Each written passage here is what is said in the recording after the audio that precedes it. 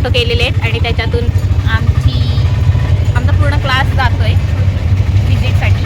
हाय guys. So guys तुम्हाला मी दाखवते इथे किती आणि गाई इथे आलेले आहेत.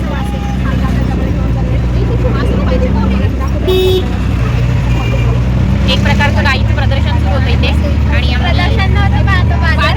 तुम्हाला काहीतरी सांगते परत बोल आता.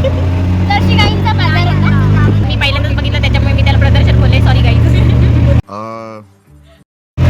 सो गाईज आता मी माझ्यासोबत माझ्या फ्रेंड्स आहेत त्यांना विचारते की ह्या विजिटमधून ते काय एक्सपेक्ट करतायत. की आम्ही मिल्क फॅक्टरीला चाललो तर त्यांनी आम्हाला 1 लिटर दूध फ्री दिलं पाहिजे. बरोबर आहे.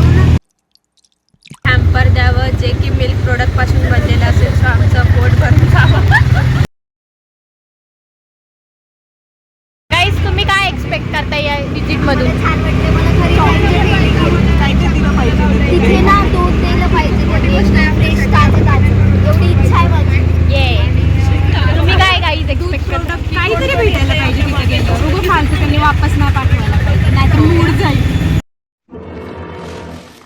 सो गाईज फायनली आम्ही आमच्या विजिटच्या लोकेशनला पोहोचलो.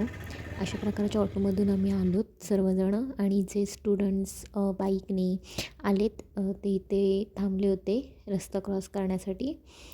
आणि हे आहे आमचं आजचं लोकेशन. तो गाइस आप सब देख सकते हैं यहाँ पे मैंने मेरी फील्ड अरेंज की है भाई. दूध उत्पादन कसं होते ते बघायला इथे मिस्त्री साहेब आहेत. कामाची नाही कशाला आले काय. साक्षी तुला कसं वाटतंय तुझ्या राजुरीत सर्वजण आलेत तुझे क्लासमेट्स. पहिल्यांदा वेलकम आमच्या राजुरीमध्ये. फर्स्ट टाइम आले सगळे. तुम्हाला कसं वाटतंय आमची राजुरी पाहून. 2000 years later. आज आपण राजुरीला इंडस्ट्रियल व्हिजिटसाठी आलोय. तर तुम्हाला कसं वाटतंय काय एक्सपेक्ट करता तुम्ही. सरकारी व्यावसायिक संस्थामध्ये की पाश्चरायझेशन ऑफ मिल्क कसं होतं. आम्हाला द्या म्हणा. बॅच वाईज आम्हाला फॅक्टरीमध्ये व्हिजिटसाठी काढण्यात होते. तर मग ए बॅच गेली होती आतमध्ये. मग बी आणि सी बॅच आम्ही बाहेरच वाट बघत थांबलो होतो. त्यानंतर मग आमचा नंबर आला आणि आम्ही आत व्हिजिटसाठी गेलो. त्यानंतर हे सर आम्हाला सर्व माहिती देत होते. मिल्क कशाप्रकारे प्युरिफिकेशन होतं, पाश्चरायझेशन, होमिनायझेशन कशाप्रकारे होतं याबद्दल त्यांनी सर्व माहिती दिली. हे अशा प्रकारे आतमधून फॅक्टरी होती. अशा प्रकारे इथे स्टोरेज केलं जातं दुधाचं पॅकिंग करून. मग इथे 3 डिग्री सेल्सिअस टेम्परेचर होतं आणि त्यांनी पूर्ण दाखवलं आम्हाला. ही लॅब आहे इथे टेस्टिंग केलं जातं.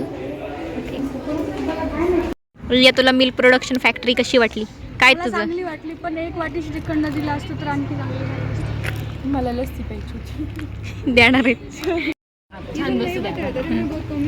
की आपल्यापर्यंत जे दूध येतं दैनंदिन वापर आपण त्याचा जो करतो तर त्यावरती कुठल्या कुठल्या प्रोसेस होतात कसं कसं गाईज आमची विजिट झालेली